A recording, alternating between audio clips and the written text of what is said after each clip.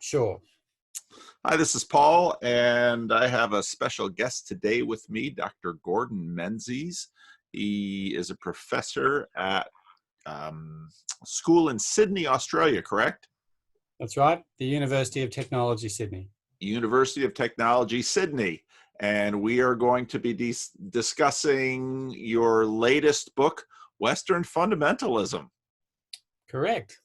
So let's why don't we begin? Why don't you tell me a little bit about yourself, where you grew up, how you grew up, and then we'll eventually migrate to, how this book came about.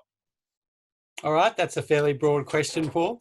Thanks very much for having me. It's a great honor to be here. I grew up in lots of different places. My dad was a research doctor, and that took him around a bunch of different areas.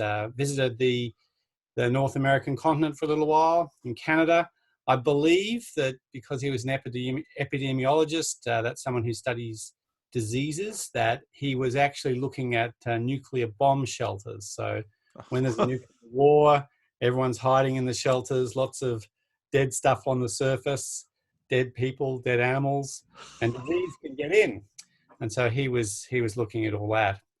I went to university in a small town about halfway between Sydney and Brisbane called Armidale, did a degree in economics, and then joined the central bank. I really enjoyed my time there. It was a great place to work, but central banks tend to be concerned with day-to-day issues, and I had more of a philosophical, deeper kind of interest in some things, although I enjoyed the day-to-day stuff too. And so when the opportunity came, I was supported to do a master's degree at the Australian National University in Canberra. I did well enough there for them to support me for a scholarship to do a PhD at Oxford. So that was a great honour. And I worked with a guy there. Well, I had two supervisors, but one of them was a Christian economist called Donald Hay. And his book on economics and Christianity was a very good book. And I really enjoyed reading it. So I was attracted to go and study there. And then I came back and joined academia. And my interest in the deeper issues, deeper side of things comes out in my lectures. I've won a number of teaching awards. And I guess in a way the book grew out of my teaching, but it also grew out of a strange experience I had at Oxford University, if you'd like me to talk about that. Yeah, go ahead into that. Yeah, so while I was in Oxford, I thought I would join the debating societies. That's a very famous debating group called the Oxford Union. And I didn't enjoy it as much as I thought I would, Paul, which is, disappointing. I got there and I found myself getting a little bit, well, to be frank, bored. And what I found was that people would tend to very quickly get onto political pragmatics. Now, I shared with you earlier that one of the reasons I left central banking and wanted to become an academic was because, the day-to-day running of things in politics is interesting, but there are other things to be interested in. And so I went and saw one of the leaders, and I explained what I observed. And straight away he said, yes. He said, everybody who comes here believes uncritically in three things: democracy, free market liberalism, that's our market-based economic system, and sexual freedom. And these things cannot be questioned. They're sort of celebrated and looked and regarded quite uncritically. And then everything else you debate is on top of that. Well, I thought the union was a place where people could talk about anything. And so that's where I got the idea that actually a lot of Western people believe things quite uncritically down at the deep level. And so I called that phenomenon, Western fundamentalism. So that's what inspired the book. So I picked up your book. We chatted a little bit just to get the Zoom stuff straight yesterday, and so I picked up your book and I started reading it. And that story is there. And I really liked how you told the story in the book.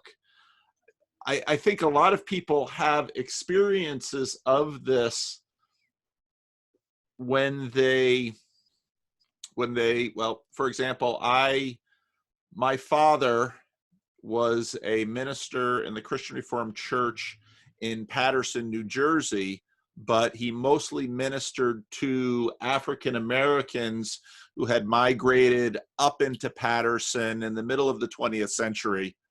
And so that was my church life, and my school life was Christian Reformed churches had a big emphasis on Christian education for day schools. So I had my school days amongst a bunch of Dutch immigrant kids, or 2-3 generations in, and then my weekends with a lot of black folks, and where I lived with a lot of black folks. And then after college, I was a missionary in the Dominican Republic. And so part of being able to see some of these fundamentals has a lot to do with when you step out of them, you begin to have experiences in other places and times where you realize, oh, human beings have a lot of presuppositional beliefs that they sometimes, some people, particularly if they stay sort of in a monoculture, have a very difficult time in seeing them at all. And that then creates for, as you said, some things that aren't questioned. And I think it's very true that, your experience in Oxford, that, well, here are these people, and none of them can doubt that. In fact, if you would begin to doubt it, you find that people begin to get very upset with you and angry with you. So I don't know if you tried any of that at the Oxford Union, and what happened with that. Well, that's interesting you should say that. So there was one debate where you get randomly assigned to sides of debates. And so one debate that I had was fascinating, because almost everybody at the Oxford Union would be very much in favour of LGBT rights. And the debate was about gay adoptions. And so I found myself randomly assigned onto the side that was opposed to them. And one after another of our side kind of got up and did their thing. And one fellow got up and gave an enormously impressive speech where he went through comparing heterosexual couples and gay couples. And he alleged there was all this instability in gay couples, and gave names and dates for the studies. And our side lost the debate. We kind of had to. That was a foregone conclusion. But afterwards, I said to him, "That was absolutely amazing. How did you know all those studies and remember the dates?" And he said, "Oh, I made it up." And so I realised at that point that the Oxford Union was not a great place necessarily to look for truth. And I didn't spend a lot of time engaging with people there. I went to some of the debates. I spoke in one of them, one of the main debates and some of the minor debates. But yeah, I didn't actually, I didn't do what you said. I didn't get into many conversations, because I came to the conclusion that in some ways it was a great debating training ground. But yeah, I had the impression that sometimes people weren't that interested in the truth of things. Now, did you, just one thing I wanted to drop in before I get to my next question. C.S. Lewis made an observation that when he read back over history, and of course he read a lot of history, he noted that you'd find these terribly fierce, combative situations. And of course in history, these things could be bloody, but he often found that the competing sides held so much in common that they didn't debate, that we now, separated from history, would greatly disagree with them on. And he just made this observation that I think speaks a lot to your book, in that so often we simply can't see ourselves. Our eyes point outwards, and we don't understand our presuppositions. So before we, and so who titled this book, you or your publishers? Because it's I did. It's always just been in my head to be called this. I think you're right about what you said. People often say that travel and reading are good ways to get outside of your own presuppositions, and I think that's true. Often the assumption's made in the contemporary environment that if you find yourself in a nasty disagreement with somebody, it's because of vested interests. So, you know, they're supporting the patriarchy or economic exploitation. I mean, you rarely accuse yourself of vested interests. It's always the other person. But the go-to framework is that when people have strong disagreements, it's because of their vested interests. But then if you read, if you travel, or sometimes in ordinary life, you find yourself in disagreements with people of goodwill who are arguing well. And I think that's the moment when you really ought to question whether what's going on is that you have different presuppositions. That it's not necessarily because people are supporting their position in whatever power game they're into. That can happen, of course, but it's not necessarily true.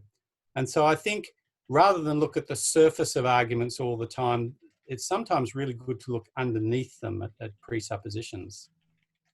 Have you gotten, I don't know, have you gotten much pushback? Because fundamentalist has really become a dirty word. If you call someone a fundamentalist, you are, in many contexts, you are essentially saying you have been, of course, as you mentioned before, that there are vested interests. C.S. Lewis, you know, had a little story. He talked, you know, his Bulverisms. He talked about that oh, you only think this about marriage because you're a man, or you only think this about economics because you're wealthy, or the other way around. You only think this about economics because you're poor, or, you know, something like that.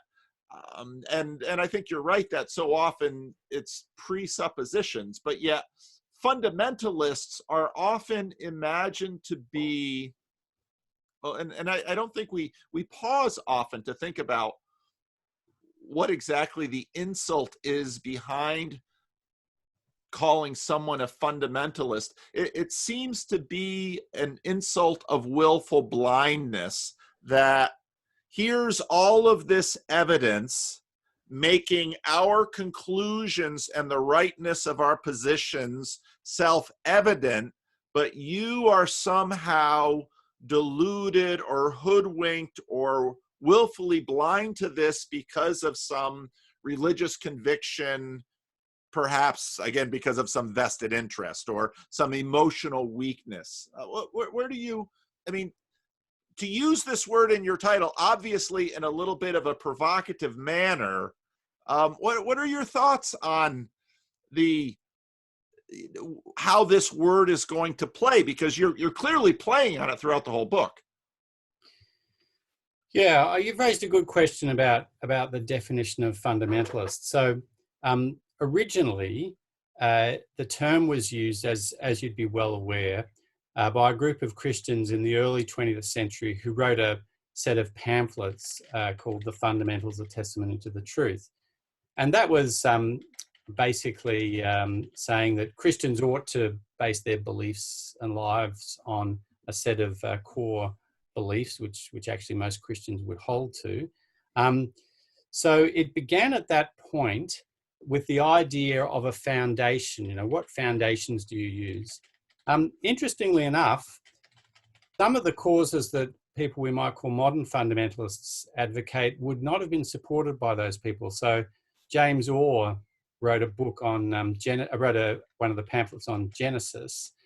And although contemporary fundamentalists are famous for their opposition to evolution, James Orr said that he thought that the language of the Bible in Genesis was it was pre-scientific, it wasn't pro or anti-scientific. And so I think that if you go back to the original usage of the word. The fairest meaning of it is stating a set of, I guess, unprovable presuppositions and then building something on top of it. Now, at the time that that was said, that was thought to be ridiculous and anti-intellectual, because people believed at that stage that there were self-evident truths, and then from that, everybody could build up, every sane, rational man, and it usually was a man, could build up from that foundation, could build up a system which would be clearly the truth. Now, we don't believe that anymore. So in philosophy, there's been a real turn away from that position, which was called various things, but I'll call it modernism, which is this tremendous optimism about human knowledge and progress. And now we live in a so-called postmodern age, which has cut back some of the pretensions of modernism, I think, to a degree fairly. And so really we're all in the position of building our lives on presuppositions which at some point we can't prove. That doesn't mean you can't have rational discussions about them, but it does mean that calling somebody a fundamentalist is a form of, I guess, anti-religious prejudice in my view. It's saying that because you're religious, you have biases and you build your position on these biases.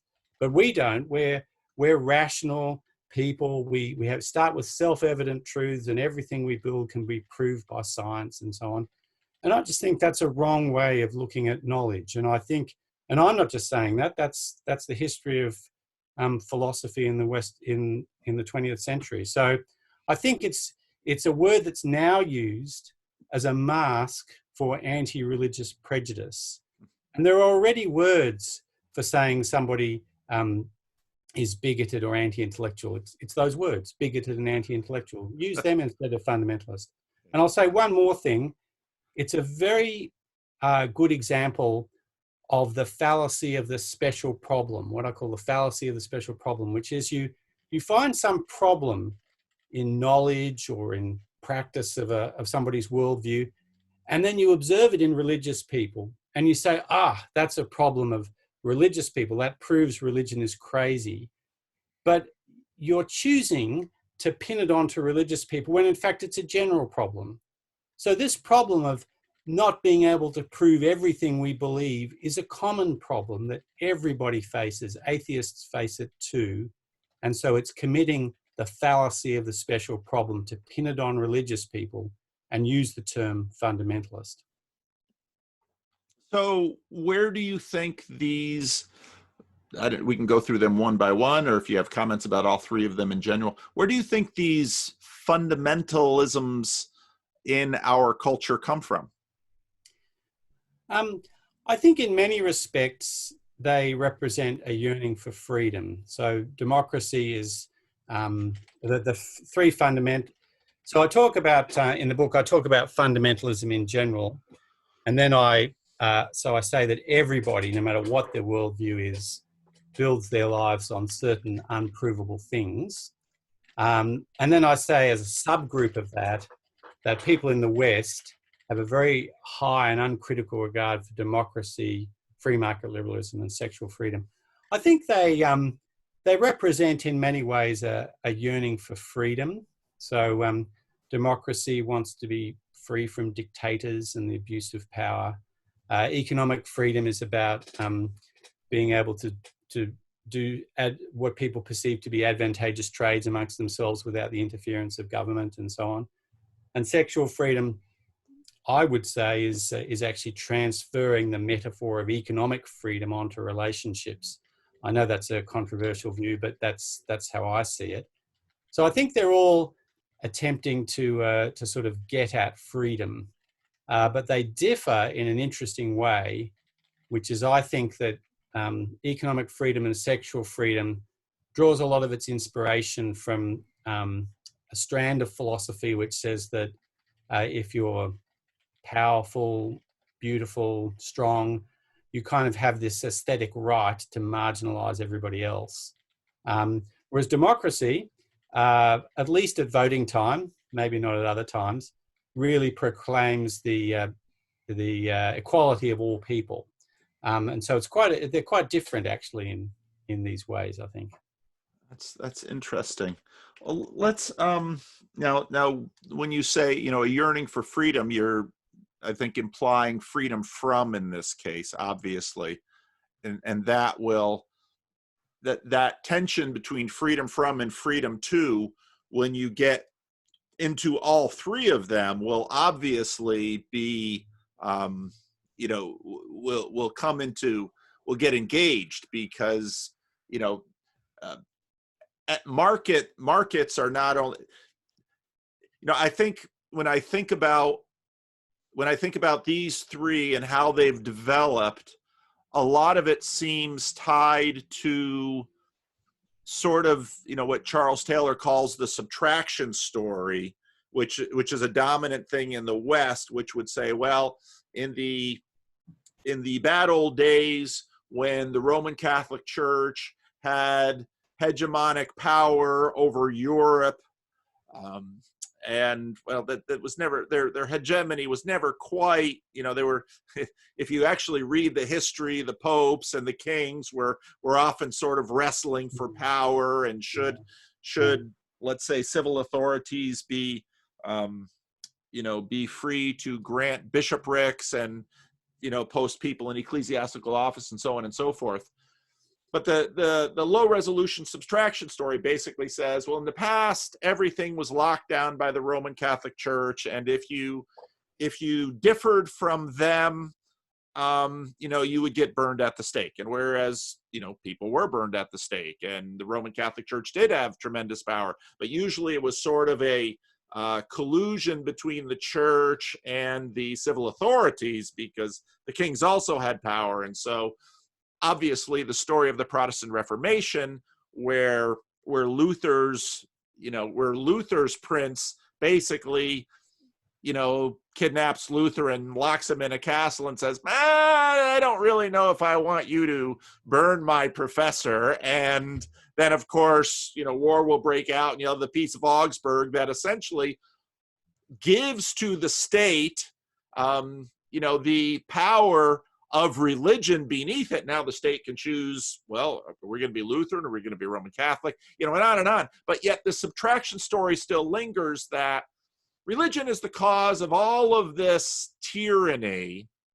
And so if we can get rid of religion and let people in a very libertarian way do what they want to do, well, then we'll arrive at, well, in some ways, the words of the American Declaration of Independence: life, liberty, and the pursuit of happiness. And then we say, maybe look at, well, the place that started this at first was the United States, and kind of a forefront in religious liberty and all of this, and look how well that turned out. So of course these three things are, you know, it's self-evident, says, of course, John Locke and Thomas Jefferson. So, and you're saying, well, so these things we sort of grow up assuming, and off we go. Yeah, and I think that well, that's what you say is very true. And I think, of course, religious wars and religious violence are a terrible thing. They're not necessarily. There's a danger of committing the fallacy of the special problem again. And if you look at the first chapter in my book, I actually assembled the top 10 violent episodes in history, and counted by the number of people who were killed in them. And you find that religion is not very highly represented there. And certainly, as terrible and reprehensible as religious violence and murder is in today's world, and was in the late 20th century, you'd never even find those incidents on the top 10 biggest killers in history. Now, I don't mean by that at all to trivialize events like September 11, because the violent death of anybody is an irreducible tragedy. But it is an example of the fallacy of the special problem to somehow pin violence and wars onto religion, especially. That I think is a mistake. Of course, it's true for particular incidents, but with for example, communism, an ideology which is avowedly atheist, with all the deaths that communism has under its belt, it seems rather odd to say that violent deaths are especially the product of religion. And so, as you say, the narrative of liberation from religion leading to some kind of paradise without violent deaths just seems misguided to me. I think that I'm a fan of freedom, and I'm actually a fan of democracy. But I think that it's a matter of being aware of what it's actually very good at and what it's not very good at. So what it's good at is stopping a small group of people oppressing a whole country against their will, and that is a really good thing. So it's a small oligarchy or something can't oppress a huge majority of people. That won't work in democracy. But it's naive to think that the majority is always right. And that's the premise of democracy, and it's a good system. And so we have to put up with the bad as well as the good, but you have to call the bad out for what it is. And so if you have a country like South Africa in 1948, constructed a racist state, or Germany in 1932, giving a lot of political power to the Nazis through a democratic process, or ancient Greece, some of their ideas about how adolescents should be treated sexually, and that was a democracy as well.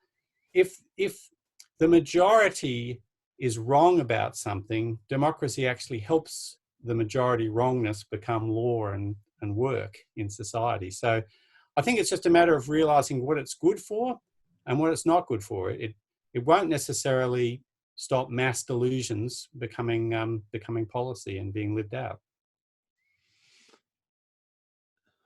So well, let's get into these three.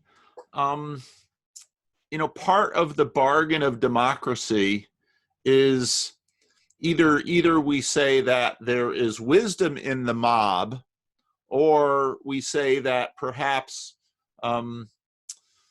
in a more skeptical view, well, if we can't know the truth, at least the mob will make its own bed to lie in, and that will afford a degree of stability. And because the West, the West has had, there's Churchill's famous quote, and I think other people have riffed on it as well, that it's maybe the worst form of government except all the other ones. In your book, so in looking at these fundamentals, why do you want to do this? Do you want to disavow people of these fundamentals? Do you want people to be more aware of them so that they can see their biases? I mean, I haven't read the book, so I don't know. So, kind of what's the thinking behind it for you? Why do you want people to see this about themselves if they can? I think it's important to understand anything that you believe, and so understanding democracy well means that you'll know what its strengths and weaknesses are, and that's always a good thing. You use something better if you understand its strengths. I think it also helps in conversation with others not to be quite as sure as yourself or arrogant. I think if you're aware of the strengths and weaknesses of what you think, then it gives a bit of humility, and humility is something that is in short supply in contemporary discussion. So I think that's a good, speaking as an economist, I think that's a good reason for reflecting on these things. What you said about democracy, I'll just pick up something there. There's a famous theorem called Condorcet's jury theorem, which says that groups make better decisions than individuals. And this is the way the story goes. If you select one person in the population and they have a really good, and the probability of anybody you select in the population having a really good idea or a really good policy is 70%. Then if you just select one woman or man and make them king or dictator, then there's a 70% chance that the good thing will happen. But if you select groups of three So you select this group of 3, then another, or you just randomly select a group of 3, they vote on it, and majority voting wins. So 2 out of 3 or 3 out of 3 will win. Then the chance that the good thing will happen goes up to 80%. And so the conclusion is that democracy taps into the wisdom of the crowds. Groups make better decisions than individuals. But of course, the math works exactly the same for delusions and lies. So if there's a 70% chance that you pick one person and they'll reintroduce foot binding for girls, that horrible Chinese practice that crippled lots of teenage girls and young girls, there's a 70% chance that one person will introduce that. If you select groups of 3 and they vote on it, majority voting wins, that goes up to 80%. So all democracy does is it taps into the so-called wisdom of the crowds. And if the crowds are deluded about something, well, then it'll just make it easier to introduce foot binding. Yeah. So again, now we talked a little bit. Democracy is a very interesting thing. So I, as a pastor, one of the interesting things about democracy is, let's say, for certain kinds of American Christians that have in some ways strongly associated American democracy with their particular brand of Christianity, I'm always a little bit amazed to watch many of them so blithely assert that, well, the Bible is clearly pro-democracy, when actually the Bible seems often, at least on the surface, its language is a whole lot about monarchy. You have the kingdom of God, you have the kingdom of Israel. I mean, just historically, the Bible's, the Bible's fairly blind to democracy. It doesn't just appear in its pages too often. How I'd put that as a Christian is that Christians have recognized the legitimacy of all sorts of forms of government. And then I don't know how you feel about this, but I feel that Paul's description of the ruling authorities having the responsibility to do justice and to, in his words, bear the sword to make sure that justice happens, that's applied to something that's perhaps not a dictatorship. It's somewhere between a dictatorship and a monarchy in the ancient world, the Roman emperor. So I think that the scriptures recognize that any form of government has certain God-given responsibilities as the ruling authorities. So in that sense, all the systems are recognized, but that doesn't mean that certain systems are better at fulfilling God's purpose for them than other systems. And I do tend to think that the Republican model of democracy, not Republican in the political sense, but going back to Aristotle, I do think that separation of powers and making a set of laws which the king or the president or whoever can't tamper with does help promote justice. That's my view. But yeah, I agree with you that just because something isn't a democracy, it doesn't make it an illegitimate government. There might be such a thing as an illegitimate government. That's an interesting question. But I think because it's not a democracy, that doesn't make it an illegitimate government in the eyes of the scriptures. Now moving on to the second one. The second one is we're few people. So when I watch Americans, let's say a generation or a couple generations younger than myself, who it seems, at least in our contemporary context, older people seem to have at hand an idea of, well, things are the way they are because we've tried a bunch of things and these things seem to be working, maybe not ideally, but sort of okay. Younger folks tend to have a question more of, well, can't we do things differently? I'm sure if we apply some fresh creative thinking, things will go better.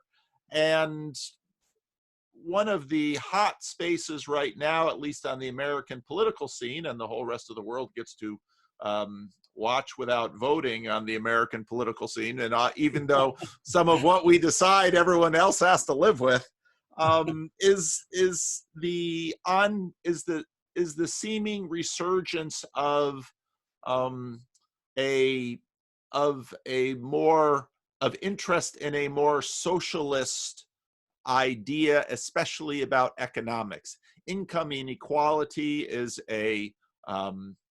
seen as a very negative thing.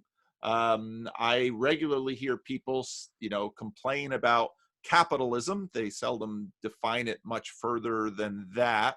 Yet I also find people not so much turning down raises or failing to play the lottery or wishing they had less money.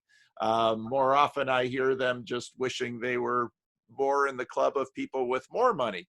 So, the question of, and even the definition of what a free market is not a very simple one. Yet that's one of the fundamentals. So what do you think people are at heart assuming in terms of what is right or just or correct, and towards what end with respect to this second category? Yeah, well, you've not given me not given me a shortage of things to talk about there, Paul. There's so many things, including American politics. I'm not going to comment on, actually. It's not my country, and I don't want to talk from outside. Yeah, look, of course, there's always different definitions, but I mean, I think, for what it's worth, you could define capitalism as something like the means of production, or the capital, or things that's used to produce things, whether that's land or factories, whatever, that's largely in the hands of private individuals rather than the state owning. And that's probably not a bad definition of capitalism. Free market liberalism, that just means that the institution of the market, ideally with a large number of buyers and sellers, because things get problematic when there's small numbers of buyers and sellers, but the institution of the market is sort of center stage for the way that the economy runs. I know those two things are not actually identical. It could be that you could have a society where the state owns the means of production, but markets are relatively unregulated. It often turns out that the two things go together, and that's the case in the Western world at the moment. Yeah, well, I think what's being assumed, I think that the reason people like markets is because they do have a lot of very nice properties about dealing with shortages or gluts. So it's a very, on a kind of outcomes basis, getting good outcomes out of a system, it does have a lot to commend it. So if there's a shortage in something, the price will go up. That will tend to make consumers shy away from it, and it will tend to encourage producers to produce more of it. And of course, if there's a shortage, you do want people to want less and producers to produce more. So that's the idea of free market liberalism, that if you leave the prices in free market liberalism to move around, responding to shortages and gluts, then you can get a system that works pretty well at sorting these things out. So I think that's what's being assumed, and by and large, I agree with it. I think that where there's nothing moral at stake in the goods in question, like a book or a table or something like that, I think having an unregulated price is fine for dealing with shortages and gluts. Where it gets trickier is when you start to think of people. So when you work, your wage is a price. And then there's the question of whether you want that price to be completely deregulated, to fluctuate. And there I start to get concerned because obviously someone's wage will determine on their productivity, and none of us is in charge of our lives, and we might all find ourselves in a situation where we just can't be productive. And then you either have to let people perish on the vine, or you have to do something about that. And there is always a very good case for intervening in the economic system at that point. But I think there's another thing that I pick up in my book about the free market liberalism system, which is it's this mindset of everything as a mutually advantageous trade. And again, I think that's fine for tables, but the question is it really so great for people and relationships? There's this cost-benefit mindset that whenever you walk into a situation, you have a kind of ruthless regard for your advantage. And if the costs of doing anything are greater than the benefits, you don't do it. And if the benefits are greater than the cost, where you have a fairly narrow view of what the benefits and costs are, well, that kind of market mindset is okay for tables, but it's not good for other things, I think. So now a little bit later, when we talked before, you mentioned Nietzsche and John Stuart Mill's in this, which of course Mills would come up in a conversation like this, because in many ways, at least in the West, the assumptions were set fairly deeply in this period. Nietzsche, of course, markets. People get nervous about markets because markets respond to strength. For example, in the United States, the new corporations that are dominating one of the more explosive areas of our economic and social transformation, Amazon, Apple, Google, Facebook, you might throw a few others in there. These corporations are exerting tremendous power, and power not just with respect to, Apple is a hardware company that wants to get as many people using their phones or using their products, but Google and Facebook in particular are essentially, advertising corporations that have they have designs on us as, it feels in some way, cattle. and the information that I generate and the market, the ways that I engage in the market, they wish to form the very world in which I live, so that I will now respond in predictable ways that will be advantageous to their marketeers. So, one of the markets are wonderful things in terms of responding to context, but what happens when the context itself becomes a player in the market? Yeah, that's a great comment, Paul. One of the assumptions that's generally made by academic economists when they discuss things is they regard they call it preferences. It just means what people want. They regard people's preferences as a sort of fixed thing, and then we design the economic system to meet people's preferences.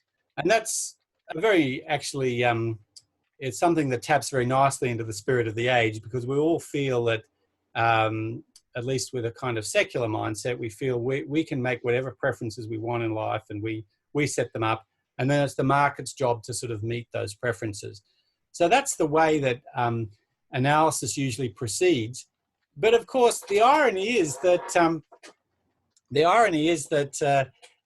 we just know that that's not true. We know that it's not true that what people's wishes and desires are unaffected by the economic system that they're in. Of course, some preferences and desires are not affected by that, but some are. So I always love to say to my economist friends that so economists have this way of responding to people when they criticize economics as a discipline. They say, well, if this is true, you go and make some money out of it. And the implication is that if something's true, you ought to be able to make money out of it, and if you can't, it's not true. But on this issue of changing preferences, if I say to somebody, well, look, it's obviously true that preferences are not fixed things, and if the response comes back, well, if you think that's right, go and make some money out of it. Look at advertising. It does make money out of it. There's a whole science devoted to changing people's preferences. So I think you're absolutely right, and tapped into a very unrecognized, I guess, part of economics, which is that the economic system you're in does mold you and change you. And so you can have a self-fulfilling cycle where companies have some power, not it's limited, but they have some power to turn you into the kind of people who want the certain kinds of things that they provide. There's another few issues with the companies that you mentioned, of course, which are well understood in mainstream economics. One is when you have a few buyers and sellers of things, things get complicated and the system doesn't work as well. So in the case of monopolies or very few sellers, it doesn't work so well. And the other problem is joint goods. So goods are not just parceled off as separate things. Whenever you respond to something and you buy something on the internet, you're producing another good, which is information about you as a consumer, and that can be on-sold. And so that makes things more complicated and in some cases open to exploitation. Yeah, so that's some very interesting issues. Well, I think in modernism, and I think, as you rightly stated, all three of these, well, we'll get into sex in a minute, but at least the first two are sort of come out of a world in which there are certain presuppositions, as we talked about. And in my videos, I talk often about a monarchical vision, and that monarchical vision asserts that we have the capacity to see things from no place, to see things objectively as they are, and what the world is basically is a world of things. And part of what we see when we look at corporations like Google or Facebook is that they're not trading in things. And we discover, all of these conversations we're having about, we're assuming we can know the good. And we're assuming that we are somehow an unreconstructed chooser who are out there in the market making rational decisions for our own good and good ends. Obviously, these things start to break down when you get to things such as tobacco, cocaine, some of these types of things. That somehow here we are choosers who will choose the good. So right there's a rather non-Augustinian anthropology about ourselves as choosers, that we will choose the good for ourselves and not the ill, and that the world is somehow out there in front of us and we will make these rational choices. And if everyone is free to make these rational choices, then people will group up and cooperate in order to compete with each other, and compete in order to cooperate both ways, and it'll all work out great. And but then, of course, when you get to the third one of sexual freedom, suddenly the marketplace of sexuality isn't exactly the marketplace of cars or shovels or the widget, which is in many ways the widget is imagined to be a thing, which the kind of thing it is imagined to be says everything about the modernistic perspective on the world. So I never knew what a widget was. Can you tell me? It isn't anything, but it can be anything, but it's not an idea. Okay. And not a person. Yeah. So a lot of the videos that I make, a lot of the conversations that I've been having get into these questions of agency and personhood and what that is. And now when we get to the question of sexual freedom, well, now we're really engaging in the economics of personal exchange. And, you're right in that this is the presupposition behind all these threes is that democracy will yield good, as if we're really clear on exactly what good is, and that free market economics will yield material good, as if we're really clear on what good is, and exactly the same thing for sexuality. Yeah, I think you're absolutely right. So if you buy a car, You buy the car until it's of no further use to you, gets a bit expensive to maintain, and then you get rid of it.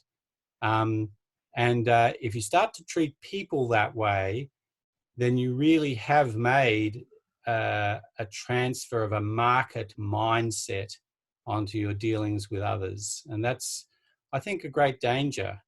I think if I can pick up a few things, because you mentioned a lot of stuff about markets there. So it's pretty well understood within economics, and I think within society, and well accepted, that certain market transactions cause knock-on effects, which are not reflected in the prices of the market transactions. So a classic one is, when you buy petrol and use it, you are contributing to pollution.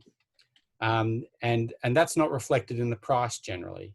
So that's well understood. That has a technical name in economics. I don't want to bore you, but it's called an externality, but it's well understood. Something that's come up recently in some very interesting experiments is the effects of markets on the social situation. So we're not talking about people yet. We're just talking about how we perceive interactions between people. And this has come up quite recently, and it's something called motivation crowding out. And if I can just say a little bit about that, it's the idea that when a commercial mindset walks into a situation, or when a commercial mindset takes over a situation, it transforms it. So a very famous example was an experiment where there were a bunch of daycare centers in Israel where people were turning up late to pick up their kids. So they must have had an economist on staff. They said, let's put on a monetary fine for turning up late. And lo and behold, as you wouldn't expect, the late coming increased. Now, why could that be the case? Well, the answer that the authors gave was this, that prior to a financial fine being in place, turning up late was perceived as morally bad behavior. It was thought of in a moral frame. Once a price was involved, turning up late became like paying for babysitting. And so if you had a really high-flying job, your time was very valuable to you, why not turn up a couple of hours late and pay this relatively cheap babysitting? So the entry of an economic or a commercial mindset into a situation can transform it, can transform the way people think in a moral frame to a commercial frame. And we all know how commercial frame works. You've got your own objectives, you make them up, you don't have to justify them to anybody, and then you do ruthless cost-benefit analysis on every occasion to get what you want. And so that is also becoming better understood as a disadvantage of, or a danger of the economic system. But I think the last one is what's called commodification by some feminists. And this is the idea that not just that there are knock-on effects whenever we buy and sell things, or sometimes when we buy and sell things, not just that a commercial mindset will change the way that people relate from a kind of social norms determining it to cost-benefit analysis. Not only those things, but that the people themselves are shrunk and depersonalized. And feminists call this commodification. It's seeing people themselves as commodities. And I think that these are the three, I guess, dangers of the economic system. I've spoken in favor of it. I've said that it's very good at dealing with shortages and so on. But it has these disadvantages, knock-on effects, distorting social situations, and devaluing people. Well, I think that if it's a relatively simple matter, if you transfer this framework onto the sexual revolution, my strong conviction is that you start to see the same thing there. If you give people unlimited freedom to do whatever they want with their preferences that they choose freely, then what you can get is you can get knock-on effects, generally for children and people who are harmed by relationship breakdown. You can get the transforming of social situations into a kind of market mentality, and you can get depersonalization of the parties themselves.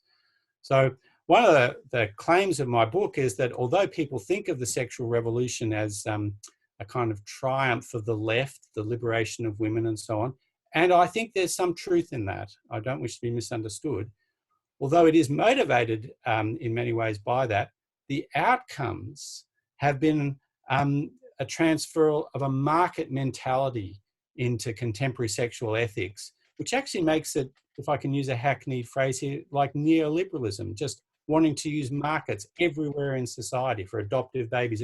That's the phenomena of neoliberalism, and I think the sexual revolution shares a lot of neoliberalism's ethos. That's really interesting. You know, again, it occurs to me that so part of the package of modernity was democracy, free markets, but also part of the package of modernity was, in a sense, when the Roman Catholic Church was called to account for stake burning and the like, was the elevation of the person.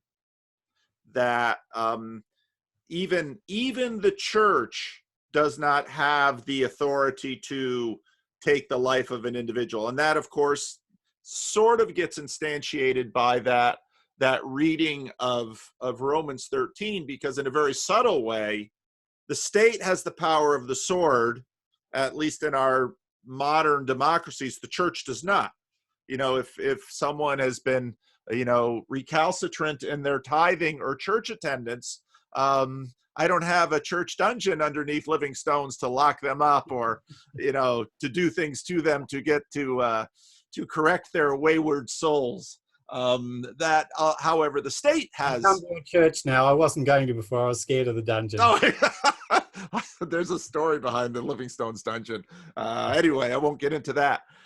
And it seems that the I want the story behind the red crab behind you, but that's another question for another time. You have to look at Jordan Peterson for that one. Okay, right. The lobsters. The lobsters. But it's interesting that the third of your fundamentals is, it seems to me, a far newer edition than the first two. That it was in the, it was in the counterculture, and, perhaps we can talk about technological disruptions here too, because, we might look at Google and Facebook as technological disruptions of the kinds of markets that we understood General Motors or General Electric in operating within. Yeah. And suddenly with Google and Facebook, technology has severely disrupted the kinds of things that we can attach dollars to. Not things so much, but information now is, information is power, which means information is money. And then in the sexual revolution, and one of the things that Jordan Peterson was quite apt to bring up, we don't probably have a very clear idea of exactly what inexpensive, reliable birth control has done to the marketplace of sexuality. There was a video on YouTube done a number of years ago by, I think it was the Austin Institute. I don't know who those people were, but the video was very much about the economics of sexuality. And their argument was that with pornography, with cheap and effective birth control, with the uncoupling of the assumption of a lifelong enduring commitment to, heterosexual congress, suddenly the price of sex got very cheap. And what's been really interesting to me since I've started doing Jordan Peterson meetups is talking to a generation beneath myself, in which what I hear from them is that 20% of the men are sleeping with 80% of the women, which would very much be an economic observation with respect to sexual behavior understood through a market lens, which I think goes to your point. But I want to highlight the technological disruptions of contraception, pornography, the social disruptions of the decoupling of, you know, let's say the shotgun wedding, where the father walks in and says, well, now you've bought the cow, you're going to have to pay for the milk. So I don't know how that fits into your picture here in the book. Yeah, there's a lot of interesting issues, and a lot of work has been done on this. So the Nobel Prize-winning economist Gary Becker did a great deal on how the economy affects people's attitudes to marriage and not so much sex. He doesn't talk to it in great detail, but he does talk a lot about marriage and about the way that we view relationships. Well, there are so many things there to comment on that I don't know where to begin. Look, I would say that one of the things that I learned from reading Stephanie Kuhn's book that I refer to in my book is that the 1950s was a particular high point in the status of marriage in the world, and she, in her view, it's because coming out of decades of deprivation and a world war, people were very prepared to count their blessings rather than hope for a very idealized life. And so people were prepared to stay in marriages and try and make them work. And marriage was extremely popular in the 1950s as a social institution. And then that started to unravel for many of the reasons that you said after that. Look, as a Christian,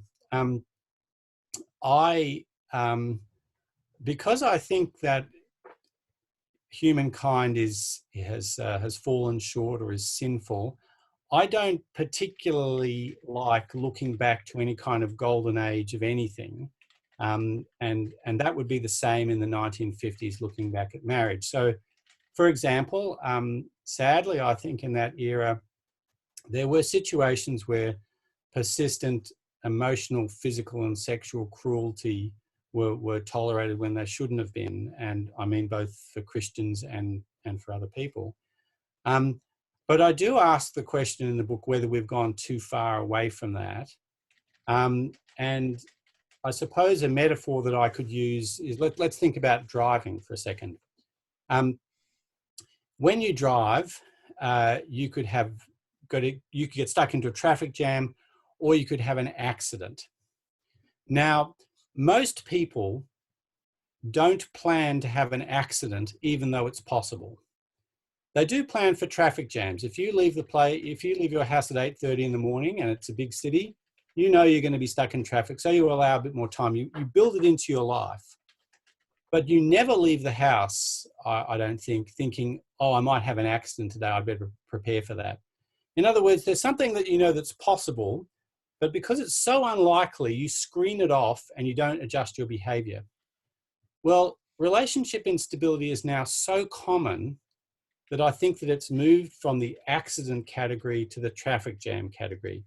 That's to say, I think that there have been other times when you could reasonably expect relationships to be stable enough to invest in them, to bring up children, to build careers where one person stays at home and one person works hard at their career. And you could kind of rely on the relationship continuing. And you knew in the back of your mind that that doesn't always work out. There are tragedies happen, divorces happen, and so on. But you could kind of base your behavior like that. You could treat it the same way that we treat car accidents. We don't plan for them. But now the relational environment is so unstable, and it's harder to rely on the continuation of relationships, that actually people are starting to factor that into their thinking. So you have prenuptial agreements, you have all sorts of things that are starting to be fed into the relational world. And therefore the danger is that people will be less prepared to invest in relationships, and that will self-perpetuate itself, and it will become even more unstable. So I don't advocate for a world where persistent emotional, physical, or sexual cruelty is sort of swept under the carpet in the way that it used to be. But I do wonder whether we've gone too far the other way. Well, I think it's very, very interesting, and to me, it's sort of, because when we say, okay, the relationship environment has become so unstable, it's very, especially when we look at that from the, one of the questions we started at, which is freedom from and freedom to. What afforded past generations the capacity to maintain a stable relationship for 20, 30, 40, 50 years? Now, not, again, Stephanie Kuntz is right in that, well, with a lower life expectancy, perhaps especially with respect to men often married later in life because they needed to accumulate a certain degree of wealth beforehand. There's lots of moving parts in all of these matters, and the affordance of a lot of people, in looking at the divorce rates of the 70s and 80s, had made the observation that the observation of marriages breaking up then recalibrated people in terms of what their expectations could be with respect to relationships. Sure, I'm sure that's right, and I didn't mean to sort of glide over what you said earlier. The things that you mentioned, such as the technological availability of a kind of sex in pornography and contraceptives. And the thing that Gary Becker emphasized was that this economist, that as the female wage rose in the post-war era, that it became more expensive in terms of foregone income for anybody to stay at home and rear a child, and that was usually women. And so as female wages rose, it became expensive for them to stay at home in terms of what their alternatives they could have. And so the number of children dropped, and that's a worldwide phenomena. So it's not a cultural thing, it's not an American thing, it's just a worldwide phenomena. And so then the less children there are in a marriage, the less, because children are one, I wouldn't say all, but they're one of the benefits of a marriage. Because children are one, the fewer children there are, the less is at stake in marriage breakup and all these kinds of things. These are well, I think you're right about these. I think you're right about these effects. There are definitely a lot of moving parts, as you put it. Mm. Now, here's a question. So I've been, Ross Douthat, who's a opinion columnist in the New York Times, recently wrote a very interesting book on decadence. His argument is in the book that a variety of variables, not the least of which is declining birth rates, is at least partly responsible for an imagined stalling of progress, basically from the 1970s forward till today. How's progress defined, Paul? What's that? How is progress defined? Yeah, that's the tricky thing. And so when I first heard this thesis, I was quite doubtful of it. Douthat, in his book, has a number of chapters that I found to be quite interesting. Mm-hmm. For example, he laid out some things. If you were to live in, let's say between 1860 and 1960, let's look at transportation, economics, technology, many of these things. And then let's say between 1960 and 2020, obviously the information age has been a major change, but your travel time from New York to London or New York to San Francisco hasn't changed much from, let's say, from 1920 to 1960, your travel time from New York to San Francisco, well, you're going to take a train or an automobile, probably a train. But from 1960 to today, your travel time between these two distances, not much has changed. And so anyway, it's a very interesting thesis, and it's a very interesting argument. And a lot of this he ties to questions of birth rate. And of course, for me, this gets into all kinds of very difficult questions to answer, such as the good. But what strikes me about your thesis and these fundamentals, which I think you're very much right about them, that these are in many ways the sort of the presuppositions that are commonly shared and have we would say that perhaps it's since the 60s that the third one comes online, really. Before the 60s, not as much. What will happen if these three, if especially the first two, give way? And, because in the 20th century, I think it's part, so where did we get these presuppositions from? I think it's not too hard to assert that the Western democracies that won both the Second World War and the Cold War, well, of course, democracy is better than either communism or fascism because we won the war. Of course, free markets are better than a Soviet-style, centrally planned economy. In the 20th century, however, some of these, especially in the 1920s and 30s, some of these were very much up for grabs.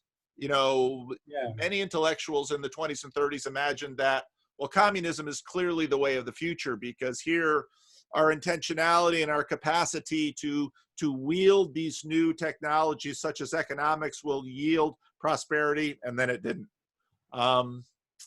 Now, a lot of the things knocking on the door when you read someone like, let's say, Yuval Harari, is saying, well, democracy is, well, as Google and Facebook continue to tinker with our definitions of good, maybe AI will be the new state. And Facebook, as we speak, is trying to set up its own Supreme Court to judge censorship on their platform. So, it's very interesting. It's very interesting to wonder what kind of a society we will have with different fundamentals. That's a great question.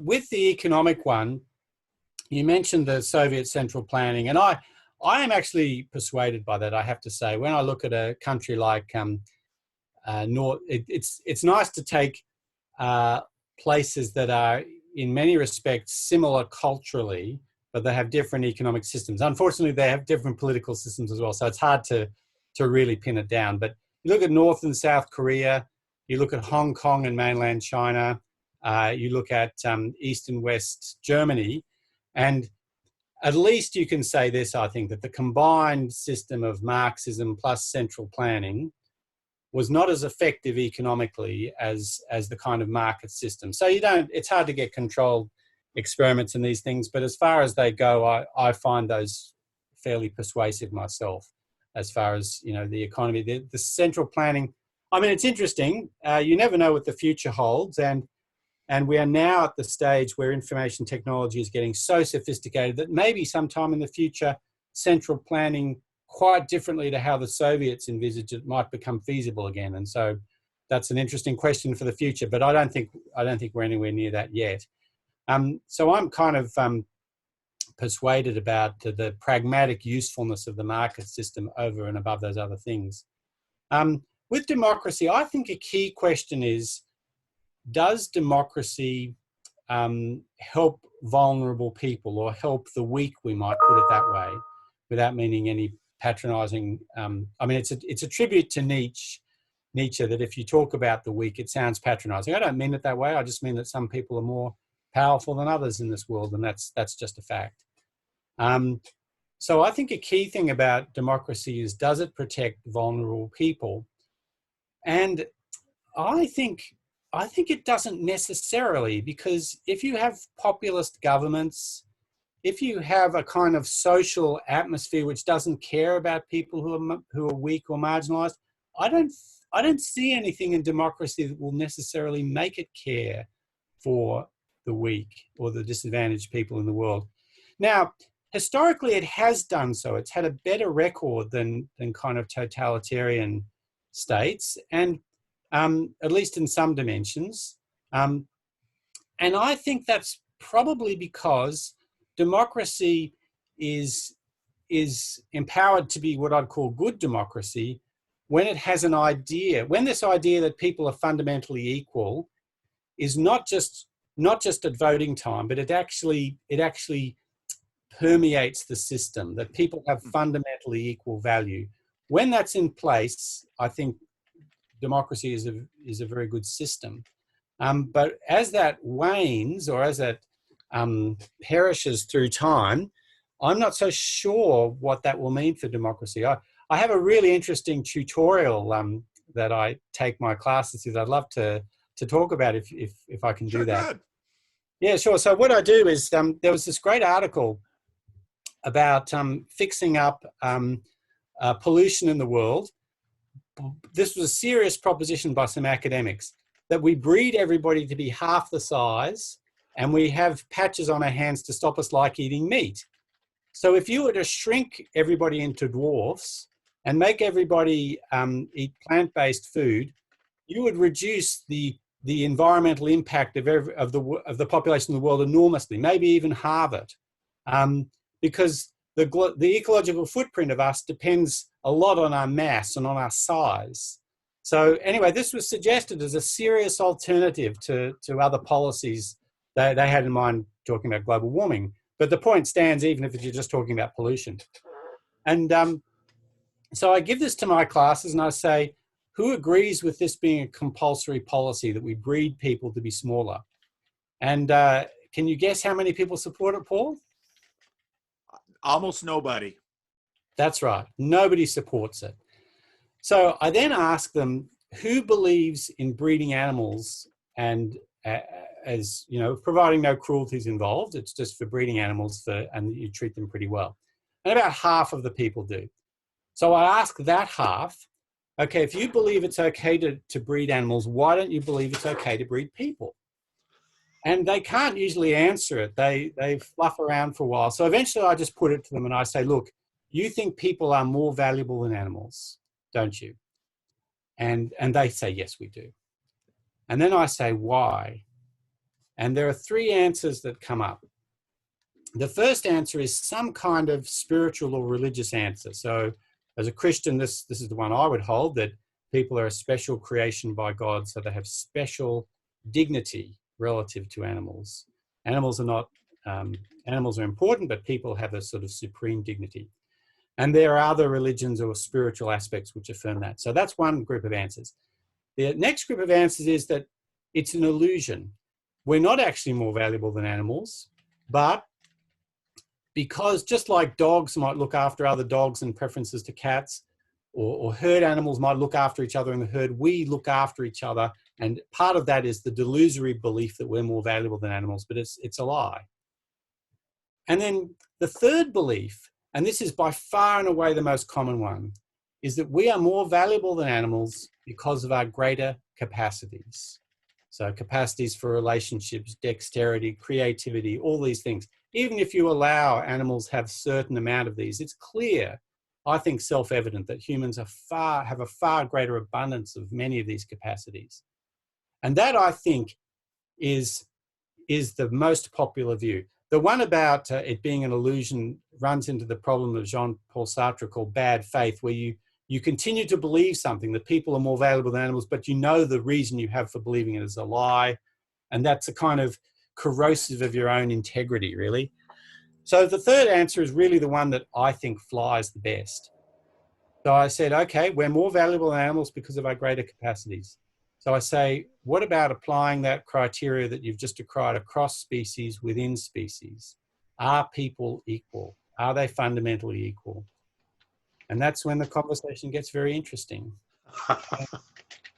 And I think that ultimately clear-thinking people, if they reject any kind of spiritual notion or any kind of spiritual purpose for the human race, will find it very difficult to not assert that people actually aren't equal or aren't equally valuable. And some of my students actually say that. They say, oh, on reflection, I think people aren't equal or aren't equally valuable. And that, I think, is the big difference between democracy and sexual and market freedom. I think democracy still holds on to that, at least at voting time, and maybe at other times. It still holds on to that idea that people have fundamental equal value. But I don't think market economics and sexual freedom has any pretensions that people are equal. And I think that particularly, and perhaps we've always accepted that for markets, but what's relatively new is in the sexual arena, we don't think that people are all equally valuable and deserve equal treatment. Because sexual selection is all about preference. And in fact, marriage is. I prefer, I mean, it's terribly uneconomic, which, you know, if you read, let's say, Brave New World, well, you're not allowed to have preference. And another book that it's less likely that you've read, a book about the Oneida Community at the end of the 19th century, which is a fascinating book because here this little free sex, egalitarian, sort of Christian, sort of, you know, community that eventually went completely American mid-20th century economic selling flatware. But the origins of it, the founder of it did not permit what he called, you know, sticky love, where once two people got too close, he would, you know, you could, you know, basically put in a request to have sexual relations with anyone in the commune, but it was centrally planned. So the sexual aspect was centrally planned, and it eventually wandered over into eugenics, unsurprisingly. Now I'm really curious because, of course, I was in Australia in 20, gosh, it seems like forever ago because of this pandemic. I was in Australia in 2019, and Australia, interestingly enough, is this large land mass with, you know, 25 million-ish population, not very far away from, you know, billions and billions of people, one of which being the People's Republic of China, where obviously ideas of democracy are not seen with much, are not looked upon, but also at the same time, they are creating this entire economy of value with respect to government cooperation and a social score. How, and I'm curious, you know, your book is really interesting because here you have this, Australia is in some ways sort of this island of Westernality in the East, and obviously continuing to get, you know, significant levels of immigration from other countries of the East and significant influence. I'm curious how your book plays in Australia in this way, given the fact that China quite clearly, I think, is central, you know, a one-party government, you know, dabbling in, you know, getting into free market economics. I'm really curious where this goes with them. Yeah, I've tried to write the book in a way that it's not particularly culturally specific. Australia seems to me to follow many of the trends that other Western countries do. So some of the things we've been talking about relationships are true in Australia as they are in the US. The shift in politics from about the 1980s onwards, which was more in favour of market deregulation and led to greater inequality, that's true in Australia as well. Although there's more, there are more what economists call transfer payments in Australia than there are in the US. So taxes are higher and benefits to people are generally higher. Yeah, it's interesting. You know, certainly different political systems value things differently. Going back to what you said about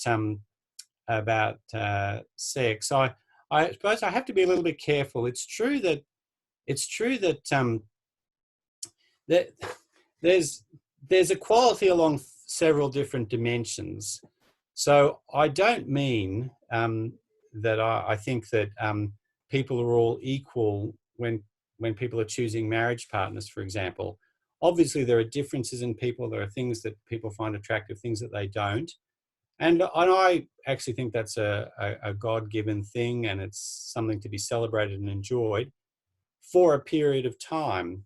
But if relationship formation and breakdown is a kind of ongoing thing that happens all through one's life, then that becomes the norm of how one lives all the time.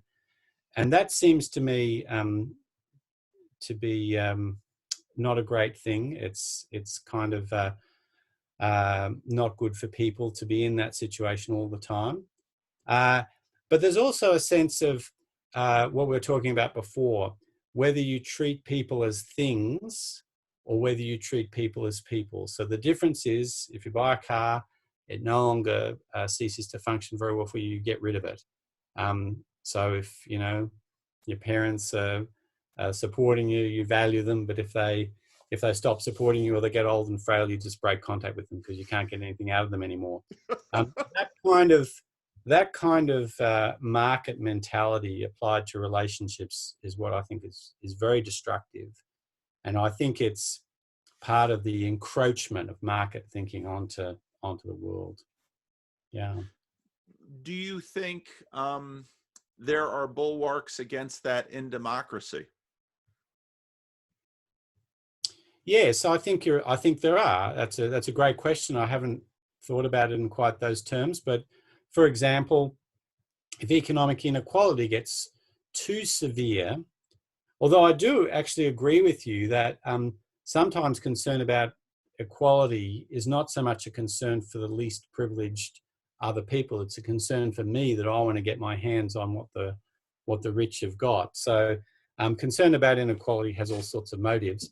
But whatever the motives, it's true that if economic inequality gets too severe, then you might start to get, in a democracy, you might start to get democratic pressure against it. So I think that's right. I think democracy does do that. It's harder with the sexual revolution, I think, because that's a very complicated question. But I guess for example, children don't vote. Young children don't vote, and if they could vote, would they vote for the kinds of conventions and laws that we have about marriage dissolution? I don't know. That's a very good question. But they can't vote. They're too young to do that. And this is the other problem about democracy, is who's in and who's out as far as who can vote. And democracy is a great technology for stopping a small group oppressing a large group. But as long as we don't forget that some people can't vote, and their interests have to be protected as well. You can't rely on them protecting their own interests through their vote, because they can't. Well, and which interests? I often, you know, when you get down to the American political system, regularly, let's say, people on the left complain because they would argue that many of the people on the right vote for who they vote for because of, in American politics, what we label as social issues have tended to dominate. Issues such as abortion. So on the right, it tends to be abortion. On the left, it tends to be, let's say, gay, LGBT rights. And you can hear this because, or anti-racism. You can hear this because these are the defeater arguments brought out into the political space in order to scare your group back, you know, to keep them from wandering from the base. And so one argument will say it's all about the Supreme Court justices so that we can overturn Roe versus Wade, and the other side will say it's all about Supreme Court justices so that we can keep them from overturning same-sex marriage. And what's interesting is that even though, you know, James Carville says it's the economy, stupid, when I look at the way a lot of people without a lot of money vote, they voted for tax cuts for very wealthy people, you know, in order to hopefully one day overturn, you know, make abortions harder to get. And it's like, well, this is very interesting the way this democracy is working. But I'm very interested in your idea of, and I would phrase it this way. James K. Smith is a philosopher at Calvin College who has written some books on what he calls cultural literacy or cultural liturgies. And Jordan Peterson, in terms of a lot of his work about human behavior, talks about the fact that we act things out. This acting things out is something very deep and basic in terms of our formation about a lot of these presuppositions. And I think you're very much onto something in democracy, that the acting out of voting becomes a strong cultural liturgy for ideas of human equality. Even though, right now there's all kinds of concern about is Russia trying to influence the election on Facebook. I talked about this with someone yesterday, and I said, yeah, my mother is too. My mother is trying to influence the election on Facebook. It's just that when we think about Russia doing it, on one hand, Russia is more powerful than my mother. On the other, I've used this illustration now twice, and she's going to stop using me as illustrations in your videos, Paul. Just like my kids don't like me using them as illustrations in my sermons. Yeah. But this is a very interesting idea of democracy as sort of a cultural liturgy that, every couple of years we all practice something which deeply communicates a certain equality of people. And I love that little illustration about why people are more valuable than animals, because again, so often with so many of these fundamentals, these presuppositions, if you ask people about them, they'll sort of look at you like, this is something I know and believe, but don't ask me to justify it. And so some part of the brain will just make up a story that to satisfy themselves emotionally. But I really am interested in this idea of democracy as a formation mechanism that attempts to reinstill within people at a very deep level the equality of people. And I think, obviously Christianity, church, these kinds of religious liturgies have the same effect in us. And the discomfort that you feel as a Christian, which of course I would agree with, that increasingly market dynamics being used and people being part of them is something that is giving you dissonance on the level of your presuppositions. You want to say, hey, people are to be loved and not used, which is of course, the deep at the heart of the Christian message. Yeah, I agree with you. It's a nice phrase actually, that voting is a ritual or a liturgy. I think it is. I think it's a moment where people affirm that even the most ignorant or incapable or, for want of a better word, weak contributor to society has the same say as somebody else. I also agree that Christianity proclaims equality of people in certain respects that are absolutely fundamental. I think it's important to say what they are. They're by virtue of creation, that God's created everybody. Everyone is, as it were, His property, and so we all stand equal before Him on that basis. It's not very complimentary to say this, but we're all sinners, so we're all equal in that respect. As the Bible puts it, everybody has fallen short of God's standards. And another great biblical theme is redemption, that God has sought us and wants to save us, and that's offered indiscriminately. So as it says in John 3:16, God so loved the world that he gave his son, that whosoever should believe in him should not perish but have eternal life. So it's offered to everybody without distinction, so on an equal basis. So yes, I think that those foundations for equality are certainly very deep in Christianity, and not only for that reason, but partly for that reason, they're very deep in the West as well, because of course the Christian tradition has formed the West alongside other things. So yeah, I think that's absolutely right. And so I think people are right to feel uncomfortable with depersonalization and to feel as though they're just machines or parts of a cogs in a machine that are going to be used and discarded when they're no longer necessary. And so these are great tensions in our society.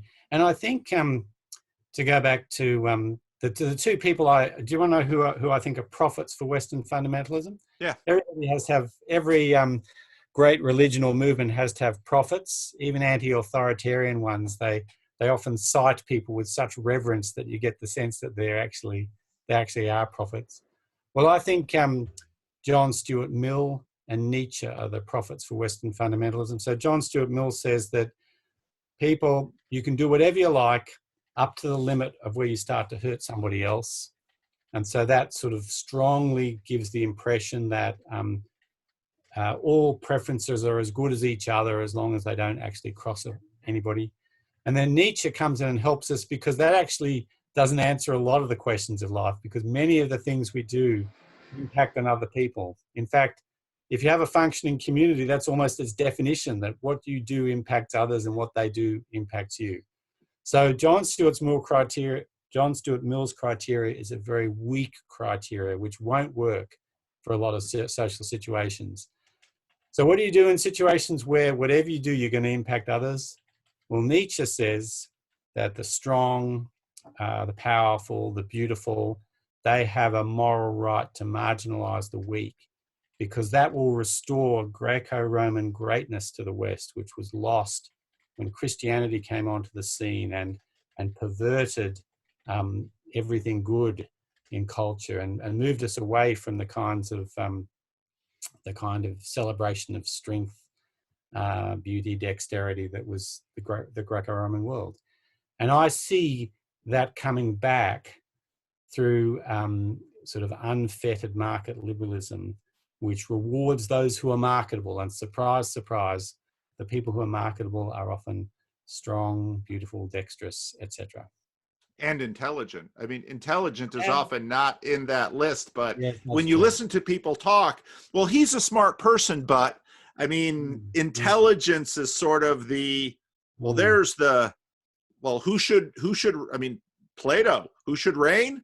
The philosopher king, the Golds. That's right. And I have to say, also hardworking. I mean, the market system does reward hard work. It sends financial rewards your way. It's more likely to send financial rewards your way if you work hard. So it's a complex picture. There's good and bad thrown in there. But maybe limiting markets to a certain sphere of activity is a good idea, and keeping that mentality, that cost-benefit analysis, ruthless cost-benefit analysis away from a lot of spheres of life is a good idea. I agree with you. I mean, that's a part of the difficulty of this conversation, is there's so much agreement. But the question I think is, okay, what will limit the markets? What will limit this? And I would assert that it is probably religious ideas and commitments. And for example, in the context of a marriage, in a sense, what a marriage vow does is close down certain kinds of marketplaces, because the individual says, well, I might 10, 15 years from now, by virtue of how I've aged versus how you've aged, how much money I've made, I mean, depending on the different men and women come to the marketplace, with different values that are appreciated by the other side. In a sense, what a marriage vow does is say, I am off the market. And we even use that language.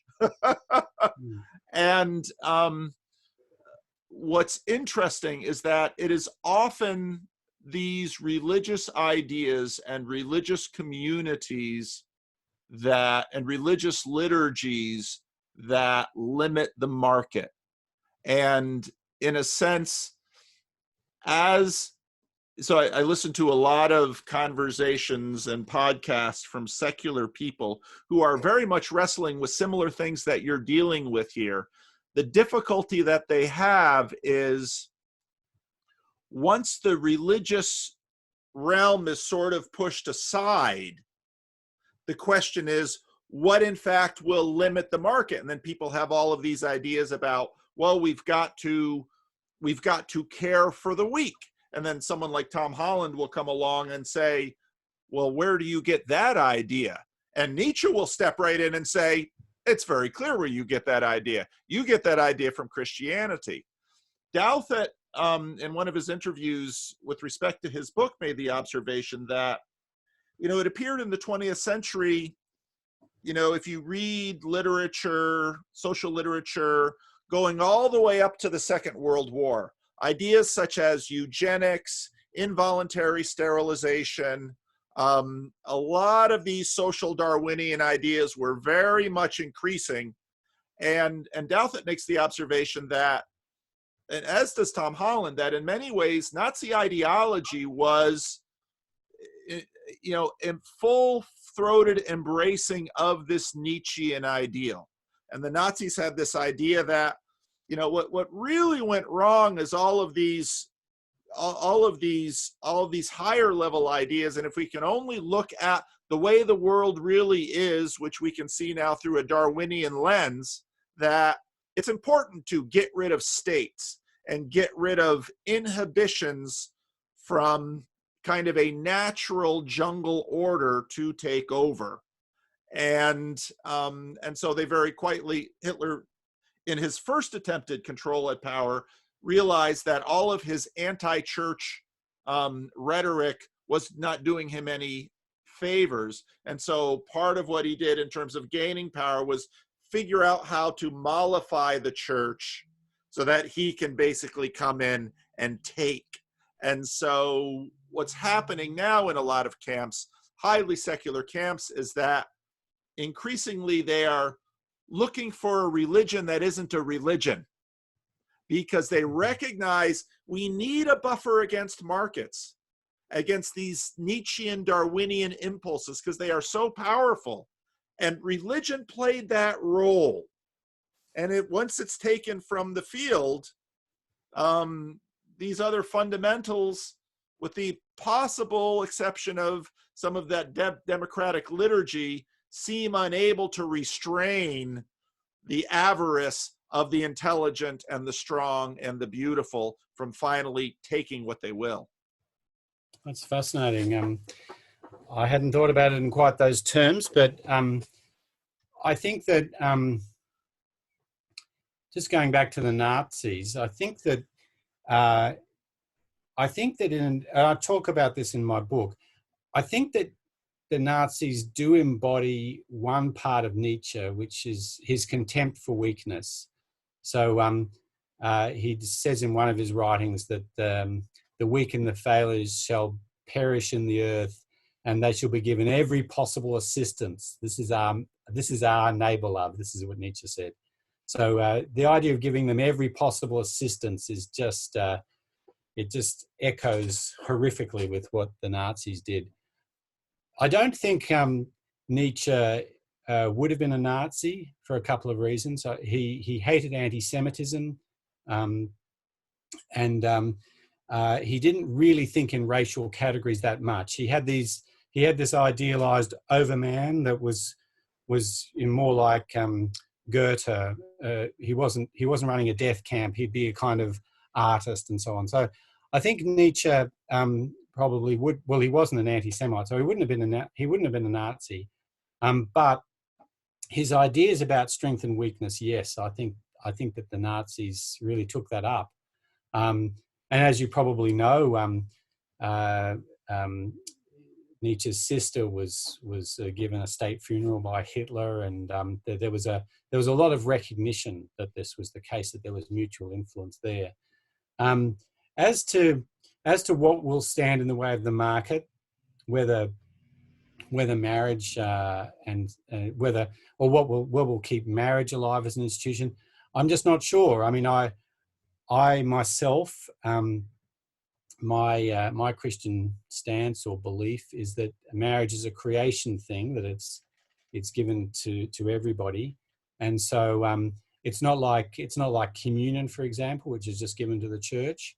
So I think that it's possible that even if Christianity wanes in certain areas, that there will be other reasons that people will come back to value marriage, that people might think that the world is in a sufficient mess, that we've gone too far in that area. They might go back. But I agree with you that certainly having a transcendent view in place, a transcendent reason for valuing people or treating people in a certain way, is a protection against the market. My secular friends tease me and they talk about having a sky hook for my views, but it's not a bad expression. You know, the idea is that certain things about my views need outside God to come in and sort of support them with a hook coming from the sky. And so, but I it's good-natured criticism, and I sort of take it, that I think that certain ways of thinking definitely are informed from outside. As a Christian, they're informed by revelation, and if you abandon them, it is very difficult to know why you would not at least have a Nietzschean survival of the fittest ethic as an option. I can understand existentialists saying, well, look, we can make up whatever value, whatever society, whatever human creation we like. We don't happen to like Nietzschean values. We like something else. I can understand that. It's their free choice. That's the whole thing about existentialism. You're not bound. You just make up whatever you like. But to say that that's an impossible choice to make, or that it shouldn't be made, I can't understand that at all. I can't understand why, if somebody regards people as mere animals, Hitler actually put it best. He said, I cannot understand why man should not be as cruel as nature. What's the reason for saying you might choose not to do that, but what reason are you giving, is apart from your raw arbitrary choice? Right. I was working through some of this stuff a little bit a few months ago. You know, I was reading a fair amount of Timothy Snyder. I don't know if you've come across his books. Written a book, Black Earth, about the Nazis, Bloodlands, which is sort of the Poland, Belarus, Ukraine in the 30s. I mean, because they had the unfortunate distinction of being subject to experiments from the far right and the far left. You know, first Stalin, geographically and politically. Yeah, first Stalin takes them apart, and then Hitler comes through and runs his experiment on, and then Stalin comes back. I mean, these poor people, and these are not easy books to read by any means. But I mean, Timothy Snyder's observation was devastating in that, and I had always wondered what was at the heart of Nazi anti-Semitism, given the fact that, you know, even as late as the First World War and the Middle War period, it was obvious that Jewish intellectuals, scientists, engineers were in many ways at the forefront of so much in German culture. Well, you know, I think Timothy Snyder makes a compelling argument, as do other scholars of Nazism, that, you know, it was kind of a rabid Darwinian perspective on Hitler's part. That, again, I think you're right about Nietzsche. The Nazis can't necessarily wholly be laid at his feet, but it was the perspective that all of this second order thinking, by which we would have a morality which would we would have presuppositions which would come from someplace other than nature itself, led to the assertion that these ideas of regard for the weak, which clearly can be found in the Old and New Testament, that these things should be dismissed. And I am quite compelled by the fact that part of the reason that these Western fundamentals have become so ubiquitous, unquestioned, presuppositional, and yet people are, unconsciously embracing them, is because of the 20th century, in which both sides were tried at the cost of so much blood. And I think Douthit is right that, in a sense, the West was probably trotting towards, okay, we're getting away from Christianity, we're getting away from all of this, all we really need is science. And then you run into the Soviets and the Nazis and you say, oh, no, neither of those. But what to do with religion, there's the quandary. Yeah, I think that, and I talk about this quite a bit in the book, actually. I think the Second World War was a wake-up call for the West. And I think that the danger is that as the memory of the Second World War wanes, that we will go back on, and some of the debates that are emerging now are along the same lines that they were in the early 20th century.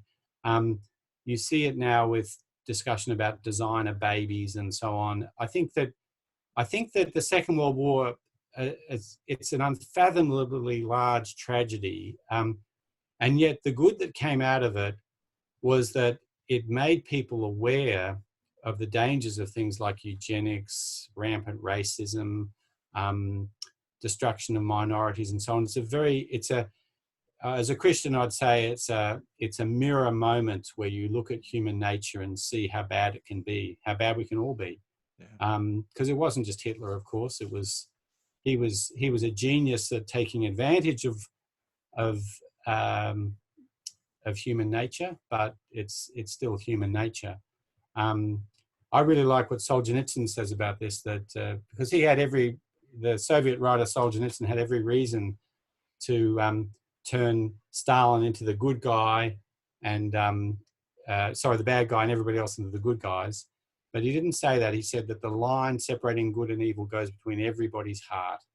And I think that's so right. I have an image of how people in the West process evil or think about evil. It's the image of a centrifuge. So a centrifuge spins round and round and round and pushes certain things right out to the fringe. If you want to separate blood or something, you use a centrifuge.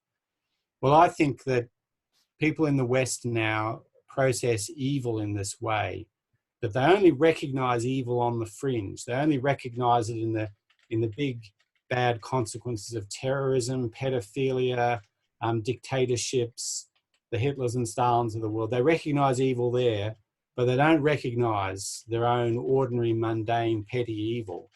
And so people don't believe in evil, except that they believe it for things like September 11. So I'm old enough to have noticed the change in discourse after September 11. People started to use the word evil much more freely.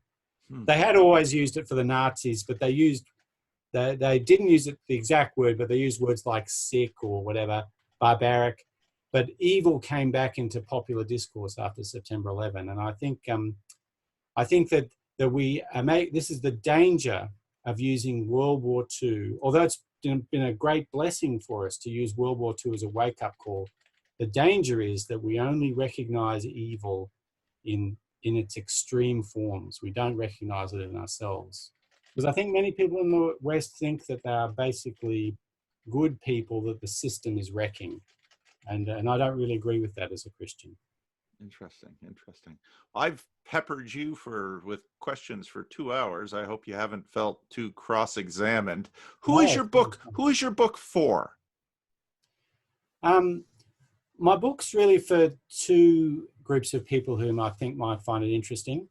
I think Christians who are feeling increasingly marginalised in the secular world might find it interesting, and they might find that the way to, I guess, apply biblical ideas or Christian themes to what they see going on around them, I hope that that will be useful to them. But I also think it's of interest to people who perhaps feel marginalised in the West and feel that their cultures are constantly looked down on, when really Western people are often very bad at looking at their own failings or presuppositions. So I hope that it will be of interest to them as well. So I've, as I say, the style of writing really comes out of my teaching. That's been successful and has won awards and so on. So I enjoy engaging with young people. So I suppose it's written for a younger audience. I'm not sure. Yeah. Okay. Well, anything else you wanna plug or say or anything before we wrap this up? No, I mean, if plugging, I could. There's the book. I like the barcode on the front. I like the cover. It's a clever cover. Yeah. I saw another artwork where somebody is walking and they just basically turn into a barcode. So that's where I got the idea of the barcode. But yeah. Look, I've really enjoyed talking, and I am fascinated to hear. Just fascinating to hear your perspectives on these things as well, Paul. So thank you very much. Well, thank you, Gordon. And my day is ending, but yours is just beginning there in Tomorrowland. That's right. Well, have a good night. All right. Well, have a good rest of your day. Take care. Thank you. Bye. Okay. Bye-bye.